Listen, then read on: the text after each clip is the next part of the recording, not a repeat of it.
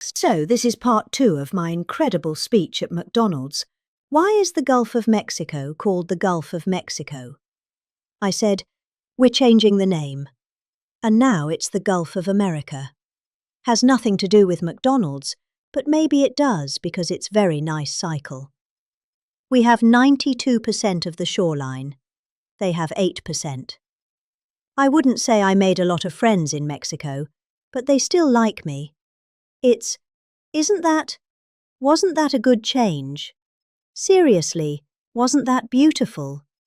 And it was done in an instant. You know, it's like normally you think a thing like that would take years. This took like 10 minutes. I asked somebody, good lawyers in my office. I said, would I be able to change the Gulf of Mexico? Is that possible to the Gulf? Sir, it's been that way for 350 years.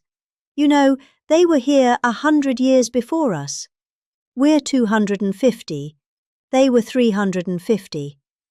It's been called the Gulf of Mexico, sir, for 350 years. I said, that's not the question. Am I able to change it? Yes. What do I do? Just give us the order and we'll do it. And I did. And we changed it. And everybody's happy. Well, not everybody, but most people. Most people are happy. But it's great prestige for our country. You know, it's tremendous prestige for our country. And that's good for McDonald's, and that's good for everybody else. As president, I want you to know that I'm fighting every day to support small businesses like yours and the citizens that we all serve. And together, we're fighting for an economy where everyone can win. From the cashier starting her first job, to a franchisee opening his first location, to the young family in a drive-through line. I've been on that line many times. Actually, that line was incredible in the commercial. Right, it wasn't a commercial. It was about, but they have the line. The people had no idea. So I made the French fries. The guy was really good. He had a great wrist. He was going like, sir, yeah. I was not that easy, but I got it sort of. Finally. Not the greatest, but I pouring it in, asking him all sorts of stupid questions, but it was very interesting. A little thing is not, it's a little complex, right? To father and son over there that own a lot. They're very rich people. But I'll tell you what, I asked, how many do you have? Sir, I have 59. I said, you're rich. But you know, nobody knew in the line. That line was a long line. They had 25,000 people. So somebody let them know we were coming.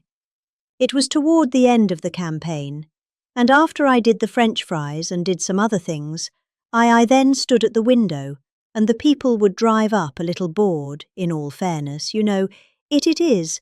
I mean, they're waiting for a hamburger. Okay, so they drive up like this. They look over. Whoa! Every one of them. And it was fascinating. Every one of them, the response was incredible. Almost like I knew I was going to win when I saw that. I knew, because the response was love. It was great. They had a good time. But we did, I think, 12 people. Every one of them had the same response. They drive up, they this, they get that, getting a little cash ready.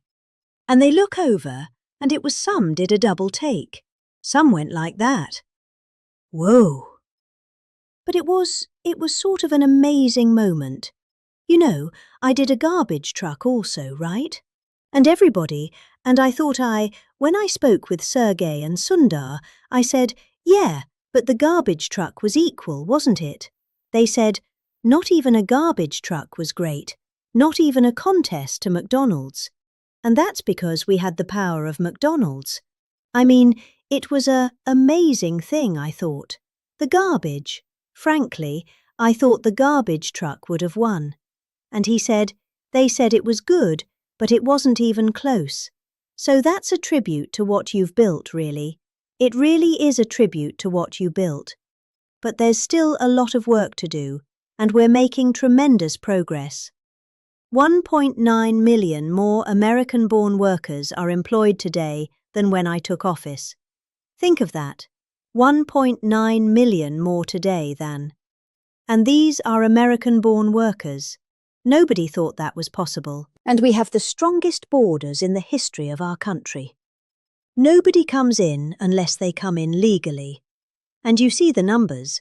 Everyone thinks it's impossible. A year ago, millions of people were storming our borders. Today, they only come in if they come in legally. And wages for hourly workers are rising at the fastest pace in 60 years. And sometimes you might say, well, is that good or bad? It's great for you. The minimum wage thing you'll have to be talking about. You're going to have to fight. We were talking about California, Gavin Newsom from California, and I knew he's laying siege on the minimum wage. And you people probably know because that's a very complex subject. And you people probably know better than anybody the impact one way or the other, good or bad. And you're going to let your local congressmen, your senators, know about it. But in 9 months, we've lifted over 600,000 Americans off of food stamp. And that's a record. And it's because we really have a strong economy. I mean, we're building thousands and thousands of factories all over this country. Wait till they open up. You're not going to see something like I think like we've never seen before. You know, we lost our auto industry. 54% of our auto industry left for other places over the years. And I think we're going to get it more than all back. They're coming in from Mexico, from Canada, from Germany. They're coming in from Japan. We made a deal with Japan, $650 billion. We never got anything. We made a deal with the European Union, $950 billion. And they have to buy our oil and gas and many other things. And I want to say it's good for everybody, all that. We made a deal recently with China where they buy our soybeans, but it's hundreds of billions of dollars. And, it's incredible what's taken place in our country. The world was laughing at us like we were stupid people. They're not laughing anymore. They don't laugh at us anymore. They respect us now again. And that's what we want. We want to be liked. We want to be respected, much more so than being liked. And you know, in a certain way, they like us better now too. They respect us, but they like us better now because the world was ripping off our country. Not sustainable. Not even sustainable. China was making $722 billion. Think of that. Not million. 722 million is a lot, isn't it? $722 billion. They built their military with the money that we gave them over the years. And in my first term, we had a great first term. The most successful economy we've ever had in my first term. This is going to blow it away. This is blowing it away. To be honest with you, it blows everything away. There's never been a time like this, and you're going to see the results, you know, pretty quickly. But in stark contrast to the previous administration, 100% of all new jobs created in America under my administration have been created in the private sector. Because, you know, we are trimming out government jobs. You can't have, you know. What they do is they give you phony job numbers in a lot of ways. But they'd hire 100,000 people, and all of a sudden it looks like they're doing well. They're not doing well because those are jobs they hurt our country. If those jobs can be in the private sector, paying taxes and all the other things, it's a big 100% of the jobs that we put in have been, that are in the private, come from the private sector. In my first term, we built the greatest economy in the history of the world. And now we're doing it again. But this time, it really is, as I said, much stronger, much better. I think it's going to be something that nobody has ever seen before. My pledge to every family and every small business is that I will not rest until you are richer, stronger, more successful, happier, till you've gotten a piece of the American dream.